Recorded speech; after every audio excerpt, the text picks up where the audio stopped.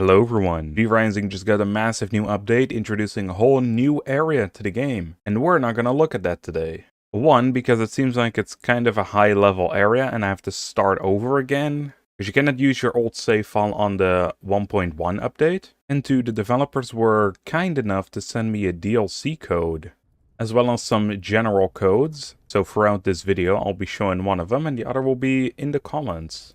So what I want to do today mainly is check out this new DLC. It is one of the more expensive ones, being 20 euros, but it does seem to have a lot of content in it compared to some of the other ones we've looked at over the years. However, it is kind of sad that I have to start all over again, so I did choose a custom world. This is just a testing world, so we can check out this DLC. So this has stuff like, well, one maxed out gear pretty much, as well as takes away some restrictions so I can actually, build. And at this point, I have no idea how many times I've restarted from this point. It seems like it happens every bloody update, which is kind of annoying in a way. But anyway, this northwestern side of the map is Oak Vale. The Oak Vale woodlands, it's not that large, but that is the new, I think it's the endgame area, right? Let me check the V-Bloods. Okay, well, maybe, not. Dracula's still pretty much above that. But it does seem like some of the stronger new dudes are part of that area. And I guess then afterwards you go back to the ruins of Mortem. But of course we have to travel in style to a new location. This is the Gilded Dark Wolf. You can transform into this little dude if you buy the DLC. I will admit, one of the things that is kind of annoying, from all the things that you get locked out of in old legacy worlds, the DLC is one of them, which I don't understand as it's mostly cosmetic. I also don't know what it is with games these past few months, but I had to restart quite a few worlds in different video games. Alright, so at the moment I'm traveling towards one of my more favorite locations to build a base, which is basically where I started the game, back in the beta, and that is right here. It's right on the edge of the Dunley Farmlands and Farbane Woods. You have NPCs traveling across the road out here. They sometimes get into a fight so you can get some good supplies. It's a nice open area, and it's surrounded by mountains on most sides. There is this abomination now. Alright, I'm gonna clear an area, and I don't think I'll be building a large castle, but we'll see how big it's gonna be. Because there's a lot, and I mean a lot, of structures we can build now. So to have the most amount of space, let's get this thing out of the way. Also put all the building pieces to free. So if you're wondering how I can easily build all this, that is why. So I do want to make this look interesting and nice. But for right now, I'm just going to encase this so we can work throughout the night. Or day, I guess, in this case. There we go. It's all surrounded, so now we have a roof over our heads. There's something interesting, as there's actually a new prison cell, too. That is not something that came with updates before, or with DLC. It looks like they actually have quite a comfy life in there. Bunch of pillows, some grapes. That doesn't particularly look like water, but it doesn't look that great either, what's in the cup. But hey, as for slaves, it ain't that bad. Of course, we're gonna have to put down a new throne. I'm not sure about this design. I don't know if I like it.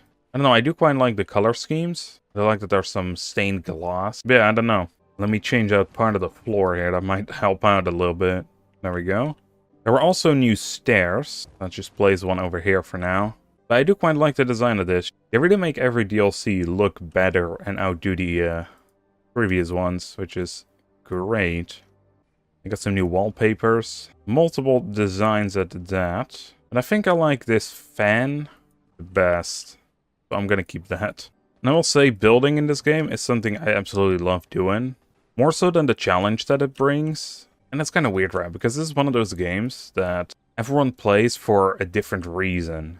Because it does have an absolute great combat system. And I know that a lot of people play the game for that particular reason. It's not something I'm personally interested in, even though I do enjoy it. But I guess that is the beauty of the game. So there are some windows too. By default, it seems to be red and I would say purple, but it's more like blue. But you can change the colors. Well, it's what it says anyway. I don't really see much of a difference. It also comes with a new teleporter. And that is crazy, because again, just like the prison, a new gateway hasn't been put in the game. And this one actually doesn't look that bad either.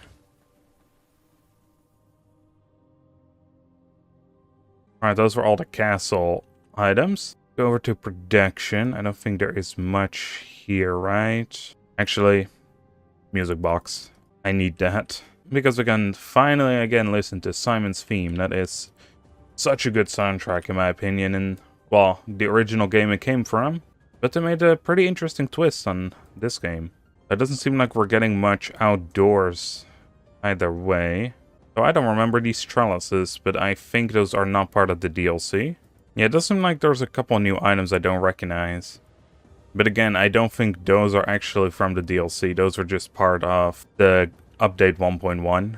We have some decorative plant pots now too. 1.1 is a lot more interesting than I thought. The Stygon Awakening Altar actually fits pretty well. It's, well, not where I place it per se, but there we go, place it better into the corner. But yeah, this color scheme works pretty well.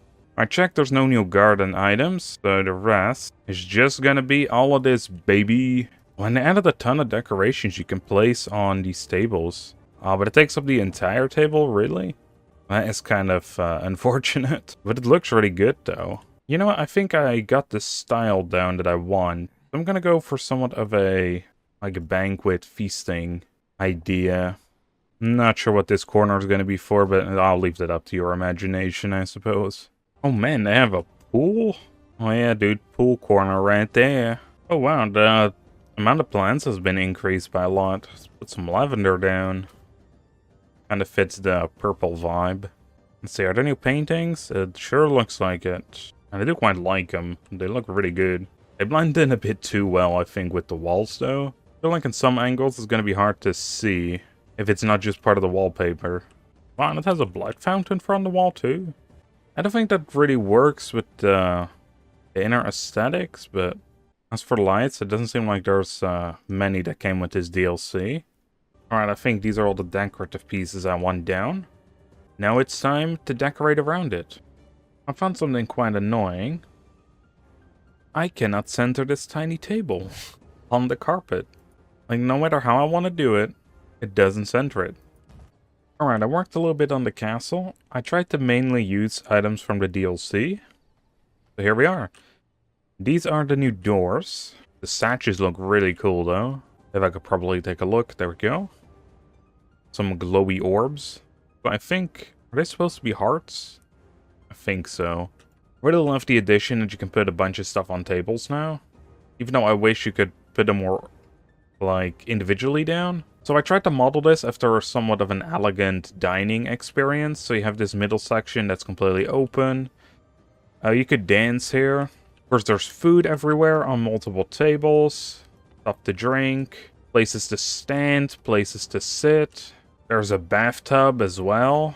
2 of them. Just if you want to dip in, I guess, with a bit of privacy. Of course, the throne. And this section does have a different floor design here. Because sectioning it off like this is quite nice. I wish there was some sort of divider piece we could place in between this, but can't have everything, I guess. I'm already pretty happy with how many new decorative items I've seen with this update and DLC. Then there is this prison cage, but you know, this isn't for actual prisoners. If the vampires ever feel like doing some weird-ass kinky stuff, I guess, you know, they can do it. There's a nice leisuring place at the fireplace. There's another hallway here. I haven't decorated that, but that goes upstairs to something we haven't built yet. While this isn't a practical build, I actually do quite like the design of it. Actually, the only thing that annoys me, that I've just noticed, is that table over there. I mean, I already saw that it was annoying me, of course, because it wasn't centered, but it was annoying me that it wasn't purple as well. So it has a purple, red, and gold color palette, which is a really nice looking palette, in my opinion. Yeah, that was everything in the Eternal Dominance pack. I will admit that it's a bit pricey at 20 bucks, but it looks pretty damn good. And with that being said, I hope you all enjoyed, and I'll see you all on the next one. Bye, everyone.